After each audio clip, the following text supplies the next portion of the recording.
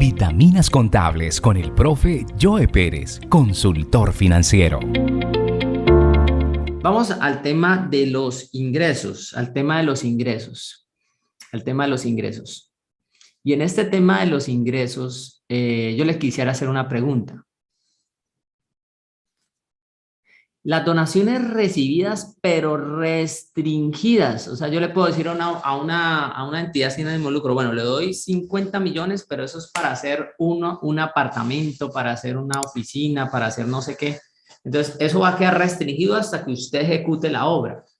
¿Qué tratamiento contable y tributario se le debe dar en ESAL a esas donaciones? ¿Qué dicen ustedes? Ingresos devengados, patrimonio pasivo. Escríbame ahí en el chat a criterio del contador. ¿Qué haría usted con esas donaciones restringidas? Vamos a mirar lo que dice la orientación 014. Vamos a mirarlo desde el punto de vista contable primero. Vamos a mirarlo desde el punto de vista contable. Entonces, esta orientación 014, aquí en la parte C me habla de las donaciones, orientación 014. Es una orientación muy interesante para el tema de entidades sin ánimo de lucro para mirar los tratamientos contables. Dice las donaciones, es la transferencia liberal a título gratuito de un activo o un servicio a favor de la SAL. Las donaciones son un tipo de contribuciones, Entonces, dice, si la donación no tiene restricción, la SAL podría interponerlas internamente. Aquellas restricciones internas o externas que impliquen el uso de la donación de activos de largo plazo, es pertinente que se traten directamente como activo neto. Y ahí yo le pregunto, ¿y esa palabra activo neto qué quiere decir? Exacto, patrimonio. Bien sea activo neto es igual a patrimonio. Dice, o sea, que las donaciones que tienen restricciones van al patrimonio. Las donaciones que no tienen restricciones irían al estado de actividades, o sea, irían contra el resultado. Entonces, aquí, para nuestro ejemplo, ¿qué pasaría? Contablemente, diríamos, bajo NIF, ahí nosotros vamos a decir, yo digo NIF, pero pues depende, ¿no? Si su entidad está en grupo 2, están en grupo 3, bueno, ahí usted la puede clasificar. Normalmente todas las entidades sin ánimo de lucro están en el grupo 3, pero hay unas que pueden llegar a ser grupo 2. Entonces, ¿qué dice la orientación 014? Contablemente, ¿qué? Dice que van al ¿qué? Al patrimonio. Y yo le diría, y fiscal, porque ojo, acabamos de leer una norma contable, ¿no? Podemos decir contable para no decir ni. Entonces, contra el patrimonio. ¿Y qué dice para el tema, digamos, para el tema de las entidades sin ánimo de lucro? Me perdí, aquí ¿dónde está aquí, el decreto 1625. Entonces, vamos a mirar el que termina 1.2.1.5.1.20. Acá, entonces me dice, ojo, aquí en las donaciones que no tengan condición por parte del donante deberán registrarse como ingresos. Si la donación está condicionada por el donante, debe registrarse directamente en el patrimonio fiscal para ser usada la donación y su rendimiento en actividades meritorias. En la medida en que la donación condicionada se va cumpliendo en su totalidad, esta se reconocerá como ingreso. Entonces, contable y fiscal la debo llevar como ¿qué? Como patrimonio cuando la donación es, en este caso, restringida. O sea, si usted recibe una plata para una cosa o recibe algo que tiene una restricción, entonces debe llevarlo al patrimonio directamente. Mire que es diferente al término fiscal.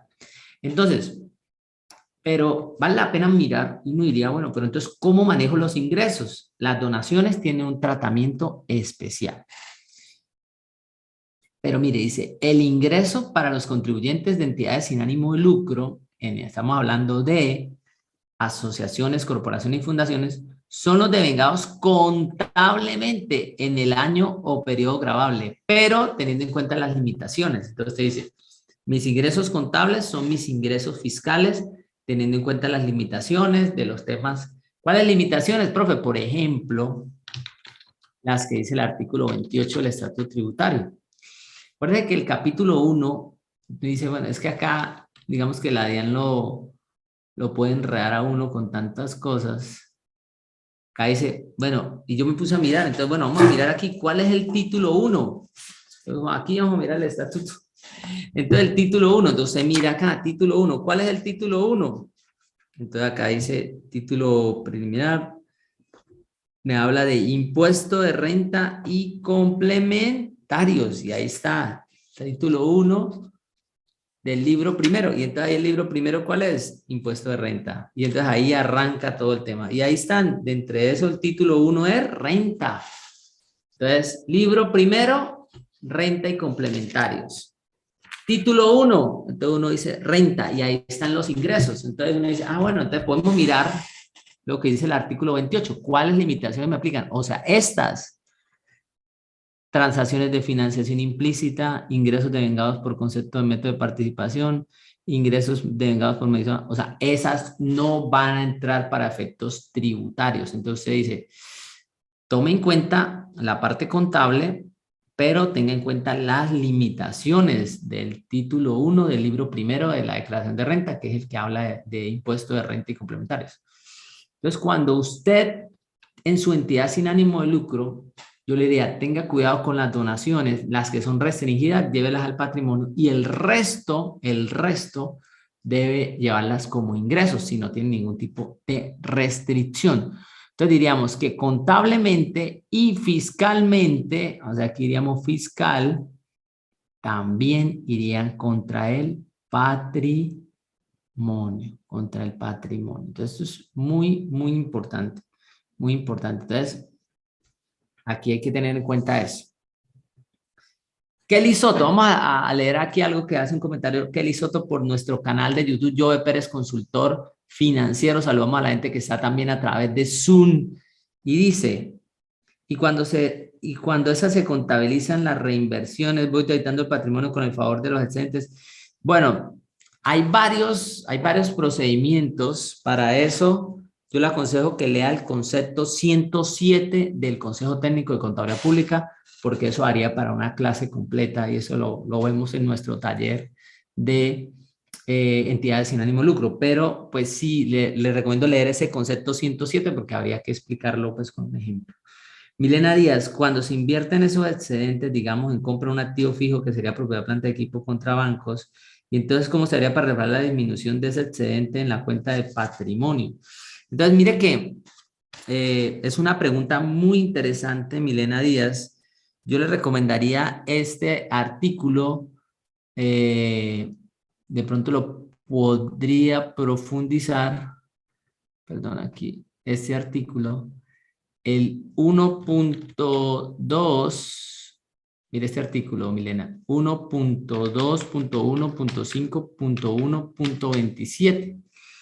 Y en ese punto 27, acá hay un parágrafo 2. Parágrafo 2 dice, tendrá el tratamiento de beneficio de excedente neto establecido en este artículo, o sea que es excedente neto, cuando esté incrementado por el reconocimiento de un ingreso por cumplimiento de las condiciones de las donaciones, y aquí abajito, siempre y cuando correspondan a propiedad, planta, equipo, propiedades de inversión donadas o adquiridas con recursos donados que no hayan sido enajenadas o liquidadas y que estén destinadas a programas que desarrollen sujetos sociales en una o varias actividades meritorias. Entonces, ¿qué es lo que dice ese artículo? Ese artículo que dice es, cuando usted reinvierta en propiedad, planta y equipo, entonces contablemente lo lleva con propiedad, planta y equipo, pero fiscalmente lo que está haciendo es, digamos, ejecutando ese beneficio o excedente neto. Entonces, ese parágrafo 2, ahí se lo recomiendo que lo profundice, del 1.2.1.5.1.27. Ahí puede profundizar para tener respuestas sobre ese tema. Listo, bueno, muy bien. Listo, listo, perfecto. Entonces, por ejemplo, aquí, por ejemplo, aquí alguien nos incluye sobre otras preguntas. Usted puede profundizar los otros métodos, por ejemplo, la orientación 014. Contablemente, por ejemplo, aquí me dicen aportes permanentes, entonces cómo deben ser tratados esos aportes permanentes y si son ingresos o van al patrimonio, recaudos para terceros, contribuciones. Bueno, ahí puede usted cuotas de afiliación. Dice, generalmente estas partidas constituyen contribuciones sin restricciones, por lo cual se tratan como ingresos. Yo le diría, mire, el principio Yamid es que si esas cuotas de sostenimiento no tienen ninguna restricción, irían ingreso, y entonces ahí usted, tanto contable como fiscal. Dice Wilmar, es que esto de las entidades salen muchas preguntas, muy interesante este tema. Para una asociación no calificada en el régimen tributario especial, aplica el procedimiento de las donaciones restringidas para depurar ingresos fiscales en renta. Recuerde que los que no están calificados en régimen tributario especial están en el régimen ordinario, Entonces ya tienen otro tratamiento diferente, pagan renta normal.